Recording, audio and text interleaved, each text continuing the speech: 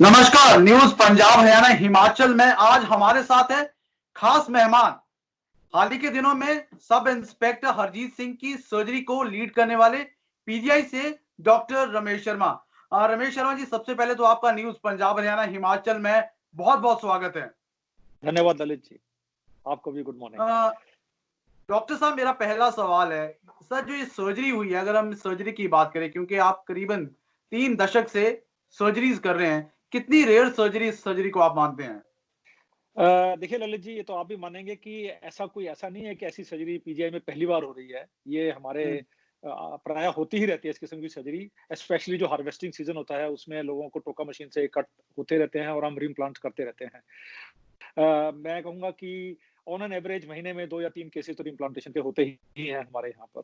तो उस हिसाब से तो बहुत कोई रेयर सर्जरी तो ये मैं नहीं कहूँगा। हाँ, ये रेयर इस सेंस में थी कि एक पंजाब पुलिस का जाँबाज़ जो ड्यूटी पर उसका हाथ किसी ने काट दिया, ये इसमें एक रेयरिटी बहुत थी। अदरवाइज़ ये इस किस्म का ऑपरेशन हमारे डिपार्टमेंट में प्रायः होते ही रहते हैं। डॉक्टर साहब, जैसे आपने कहा कि ये कोई रेयर सर्जरी उस हिसाब से नहीं थी, लेकिन सर अगर इस तरह के इंसिडेंट्स की अगर हम बात करें, तो सर इस तरह के इंसिडेंट्स में रिकवरी रेट क्या रहता है और कितनी चुनौती रहती है जब इस तरह की कोई सर्जरी की जाती है?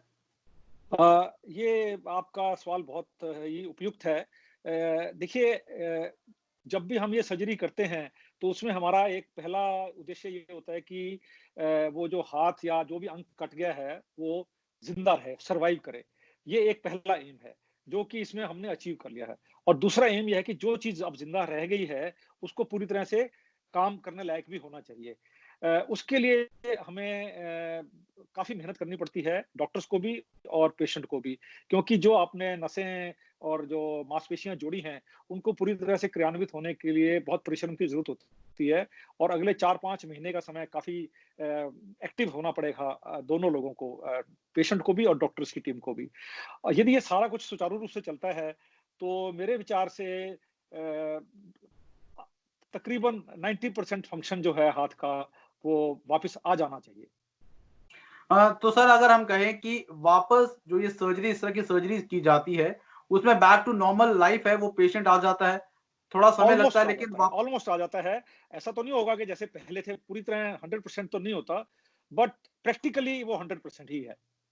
ओके। सर अगर जो ये पूरी सर्जरी की जाती है, सर इसका जो प्रोसेस होता है वो काफ़ी जटिल होता होगा। अगर हम साधारण भाषा में समझना चाहें, आम दर्शकों के लिए, सर किस तरह का ये जो पूरा प्रोसेस रहता है, जो ये पूरा ऑपरेशन किया जाता है, किस तरह का रहता है? इसमें कितनी डॉक्टर्स की टीम रहती है? देखिए, जब डॉक्टर्स को ये पता लग जाता है कि कोई पेशेंट आ रहा है जिसका अंग कट गया है, जैसा कि इसके बारे में हमें समय पर बता दिया गया था, तो हमने ऑपरेशन थिएटर तैयार कर लिया था और 2 टीम्स में काम करते हैं हम लोग। सर्जन्स की 2 टीम्स होती हैं। तो एक जो टीम है वो काम करना शुरू कर देती है उस अंग के ऊपर जो कटा हुआ है और जी, दूसरी टीम उस पार्ट पर काम करना शुरू करती है जहाँ से वो कट गया है। जैसे बाजू, जी। एक बाजू पर काम करेगी और एक हाथ पर काम करेगी इस केस में। और उसका का शुरू का मतलब ये होता है कि आप जो है ये देख पाएँ कि क्या इसको दोबारा से रीइम्प्लांट किया जा सकता है कि नहीं। तो ये एक बार जब सुनिश्चित आप कर लेते हैं कि ये रीइम्प्लांटेबल है, तो फिर आप ये प्रोसेस शुरू कर देते हैं।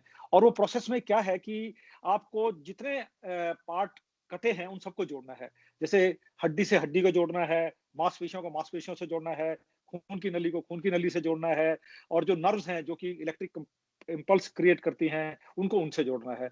तो ये काफ़ी एक आपको नीतिबद्ध तरीके से कार्यक्रम करना होता है एंड इसमें बहुत सारे डॉक्टर्स की ज़रूरत होती है, सर्जन्स की भी और ताकि वो टर्न्स ले लेकर काम करें, ताकि थके ना।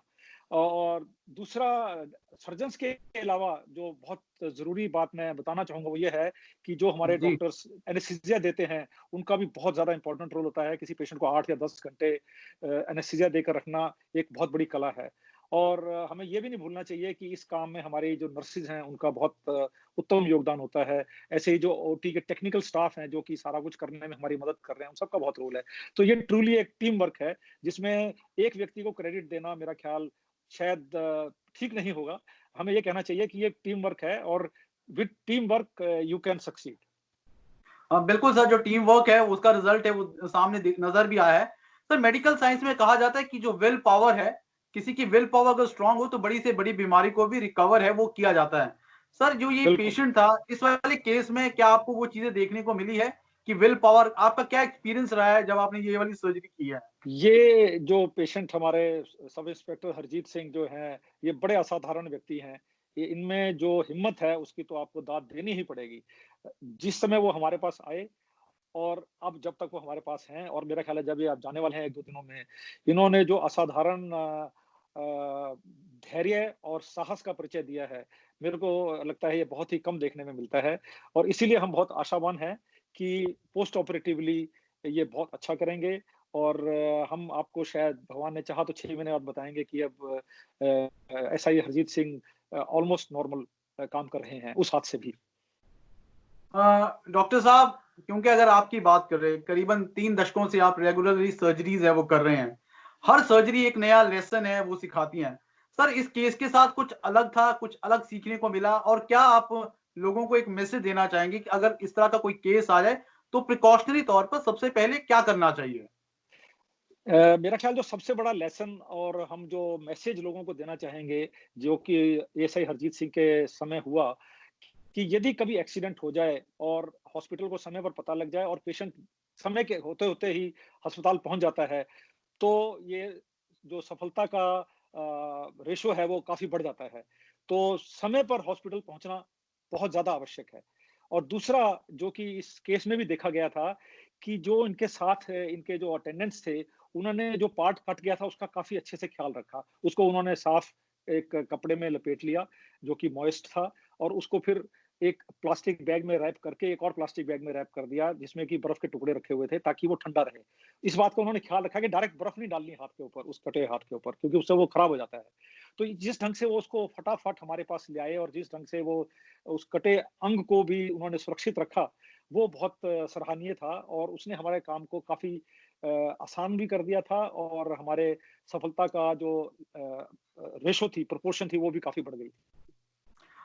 डॉक्टर साहब एक और अहम बात है क्योंकि बहुत से केसेस में ऐसा होता है कि जो डॉक्टर्स हैं, उन्हें इस तरह का प्रेज़ है वो नहीं दिया जाता है। लेकिन पहली बार जो सुनने में आया और देखने में आया है कि पंजाब पुलिस की तरफ से भी अवार्ड है वो डॉक्टर्स को दिया गया है। सर उस वो वाली फीलिंग के बारे में थोड़ा-सा बताएँ? मैं सबसे पहले तो पंजाब सरकार और डीजीपी दिनकर गुप्ता जी का बहुत-बहुत धन्यवाद दूँगा कि उन्होंने इस आयाम का भी ध्यान रखा कि डॉक्टर्स जो मोस्टली जिनको हाशिए पे छोड़ दिया जाता है, उनको वो मेन स्ट्रीम में ले आए। इसके लिए हम उनका बहुत-बहुत धन्यवाद करना चाहेंगे। और दूसरा ये आपकी बात सच है कि इससे जो डॉक्टर कम्युनिटी भी काफ़ी लाइमलाइट में आई है और स्पेशली प्लास्टिक सर्जरी में।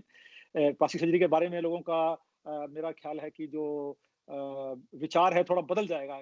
ज़्यादातर लोग प्लास्टिक सर्जरी को सोचते हैं कि ब्यूटी सर्जरी है, ऐसे ही इसको फ्रिवोलस सा समझते हैं।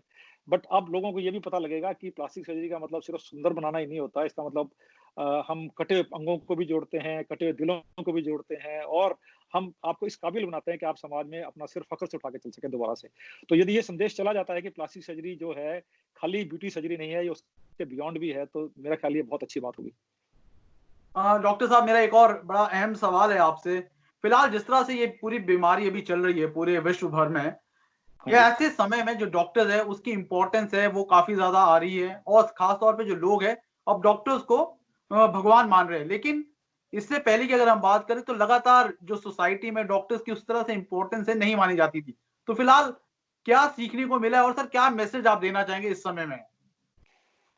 अ, देखिए ये तो ख़ैर एक बहुत अच्छी बात है कि लोगों ने डॉक्टर्स को एक अच्छे नज़रिए से देखना शुरू कर दिया है। डॉक्टर्स को कई बार बहुत दूसरे नज़रिए से भी देखा जाता है, उनको दोषी भी सब लोग समझने की कोशिश करते हैं और मैं आशा करता हूँ कि ये जो जो चेंज हुआ है बिहेवियर में, पब्लिक की परसेप्शन में, ये काफ़ी समय तक रहे, ये थोड़ी देर के लिए नहीं होना चाहिए कि मुसीबत गई तो आप डॉक्टर को ही भूल जाइए। डॉक्टर्स तो हमेशा से ही अपने कर्तव्य के प्रति बड़े परायण रहते हैं और वो सोचते हैं कि यदि किसी को हमारी ज़रूरत है तो हम उनका काम करें।